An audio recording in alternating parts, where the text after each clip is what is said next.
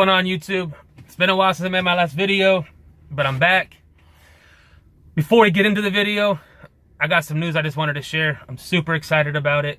I'm gonna put a video clip in after I get done here in a few seconds. But so I have two daughters. One's 10. She just turned 10 in October. One's 4. She turned 4 in August. My wife is expecting our third child, and a couple weeks ago we found out the gender. So we had a gender reveal where the wife and I didn't know the gender. Only her best friend knew it.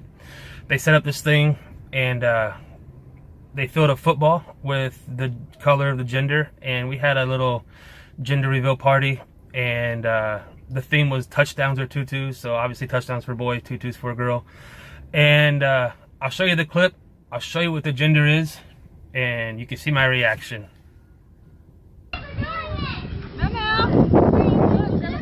The wind's blowing this way, Dana, so it's gonna come at us, right? Hold on, wait. Shouldn't I kick it this way? That's fine. The powder and everything will blow that way. No pressure. Wait, you gotta do a few stretches? Oh my god, wait, which way is he kicking it? He's gonna kick it this way so He's gonna play Charlie Brown. the color goes up. Why is everyone watching me? Hold on. Don't fail. So funny. Hold on, dude. I can't wait. Everybody have everybody on the phone? Ready? Yeah. Dana, this is a break. I'm blaming you. Oh my god, it better work. Ready? Go!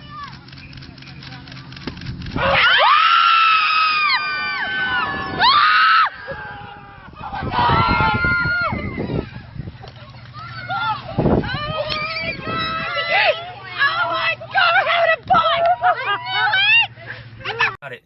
Third try, third child, got a boy. Now we're done. So no more no more kids, no more. We're done. 3 kids is enough. 2 girls are a handful. The boy should be a lot simpler than the girls, especially with my oldest girl being 10 years old and becoming emotional, and you know, my 4-year-old. It's just raising girls. They both do competitive cheerleading, and so I'm looking forward to having a boy. You know, got a wife, 2 girls right now. I'm the only male, so I'm really excited about having another male in the house, and so I'm looking forward to it.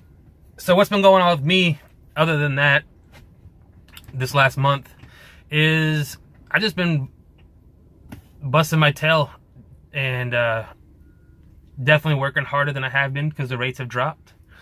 So my plan of action has changed, and my revenue hasn't dropped significantly even though the rates have dropped. I've driven more miles, which driving more miles lowers your cost of operation, and so I've definitely had to drive more miles and take loads I normally wouldn't have taken.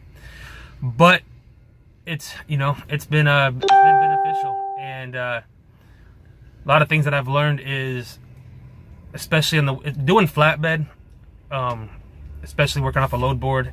I'm not sure about like if you were leased to a company that had like direct customers, as far as like I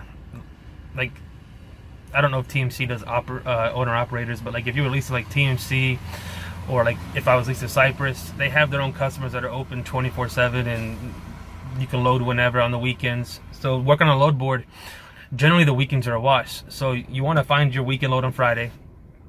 And a lot of times the weekend loads, they don't cover you a whole weekend, and the rate per mile might be good, but the revenue per day kind of sucks. So if you get, you know, 800-mile load paying $1,600, it's not a horrible weekend load. But you know, if you got 3 days into it, all day Friday, all day Saturday, all day Sunday, you know, that's 3 days working for $1,600. You know, that's that's less than, it's like $600 and some a day, or less than that. So if I'm in a really good area and there's no good loads leaving, like that's not worth my time, then I'll just sit in that area. I'll get a hotel room for the weekend. But if I'm in a bad area, then I'll take whatever I can get out to reposition myself for Monday, because there's nothing worse than sitting on a weekend, losing that revenue, and then starting out Monday in a bad area. So if I'm in a bad area, I'll take whatever I can get to reposition myself in a better area Monday. And if I'm already in a good area and there's just no loads, then I'll just hang out to Monday. And, you know, if I need a 34, then that also takes into consideration of, you know, I might take that 600-700 mile load paying $1,300 to $1,500, you know, and that'll allow me to get the miles done, get a 34 in. So then the weekend becomes beneficial. But you really got to hustle Monday through Friday doing flatbed and get all your, you know, get all your revenue in, get all your work in. And sometimes you get lucky though on the weekend runs. And like this one here that I'm picking up a load of ACs. It's going up to New Jersey. I've got a couple stops, 2 stops in Pennsylvania, Maryland. I got to stop, and then it finals out in New Jersey. So my whole weekend I'll be spent running up to Pittsburgh. I deliver that Monday morning. Then I got a load to deliver in Maryland Monday. Then I'll deliver back in Pennsylvania Wednesday, and then or Tuesday, and then I might not get to New Jersey Tuesday. Probably be Wednesday morning, and then I'll just look for a load out of New Jersey. Which the loads out of New Jersey, they don't pay horrible. The few times I've been up there, I don't know what the rates are right now. I haven't really looked, just because it's a little too far in advance to see what it is for the following week. But generally, I've found good loads. I've had the tarp loads. They've been, you know, less than desirable loads to tarp and strap. But so I just delivered a load in Donna, Texas from Fort Knox, Kentucky. It was a military load. It had 2 Humvees and a trailer. They were I don't know if the difference, I don't know if all Humvees are armored or not, but these were, you know. So I delivered down there. There's a lot of trucks down there. Mercer, Landstar, forgot the other companies, but there's a lot of them down there. So I knew going down with all the loads they were shipping out from Fort Bragg, Fort Knox, Fort Campbell, Fort Hood. I think they had some from Fort Benning, Georgia as well.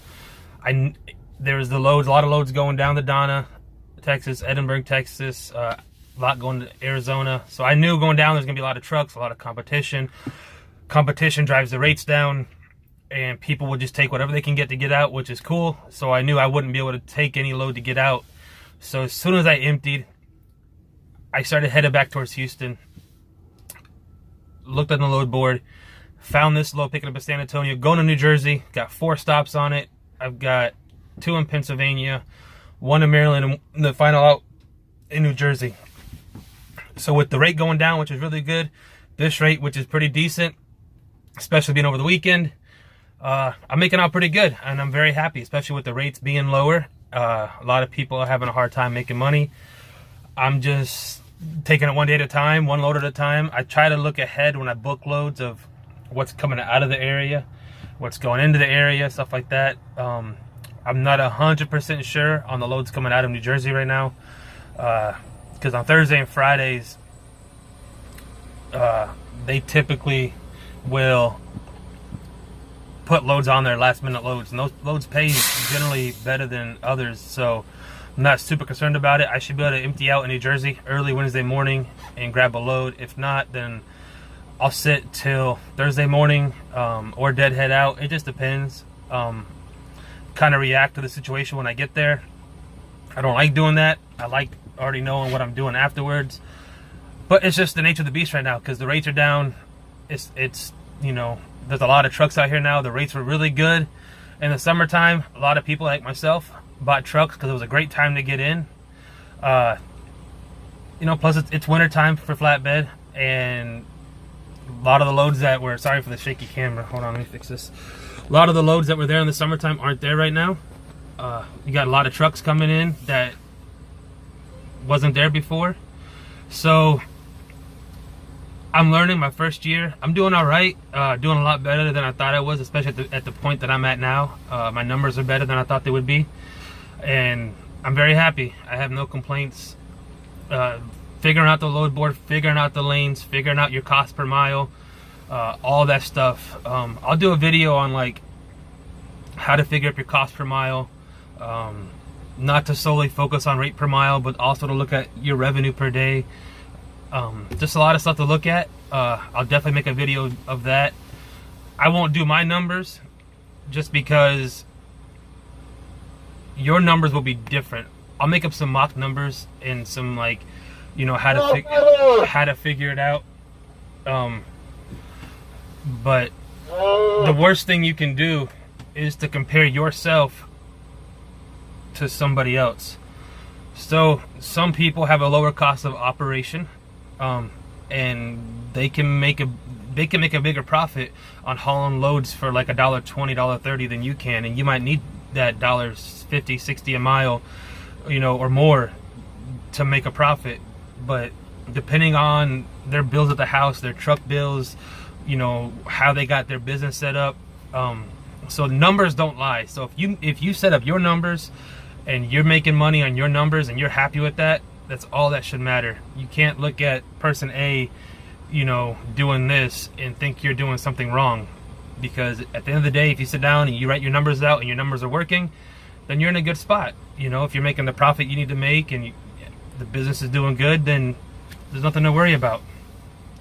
Because what a lot of people do is, it's a magic show, right? They spend money, they go out, they do this, and it's not really how it is. They're spending money they don't have, or they've got credit cards and they're using credit cards. And a lot of people's situations, when you're looking from the outside into them, looks really good, but if you were them, you would know it was really bad, right?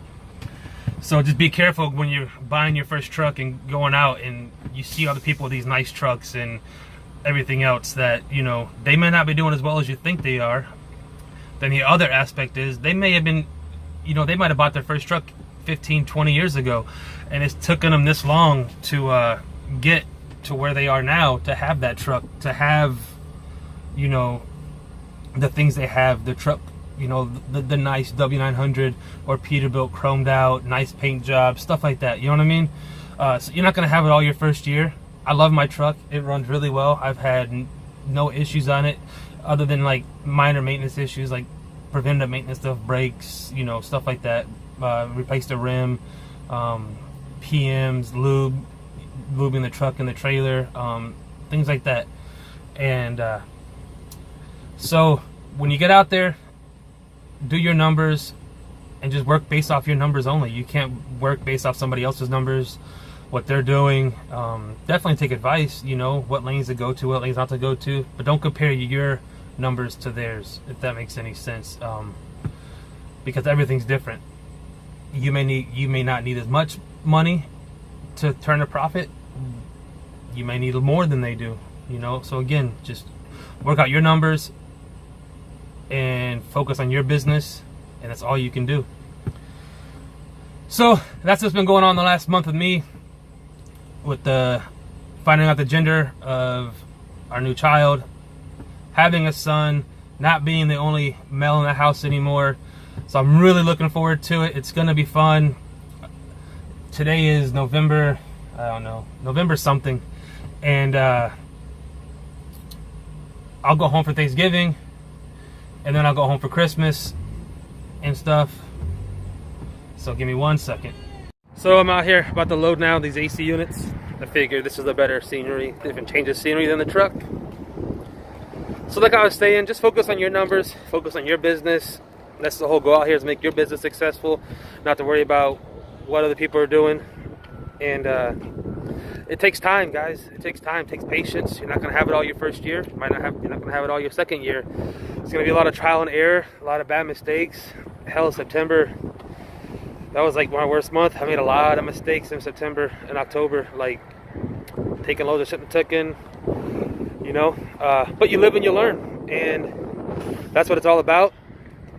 So that's what's been going on. I'm sorry it took so long to put out a video, guys.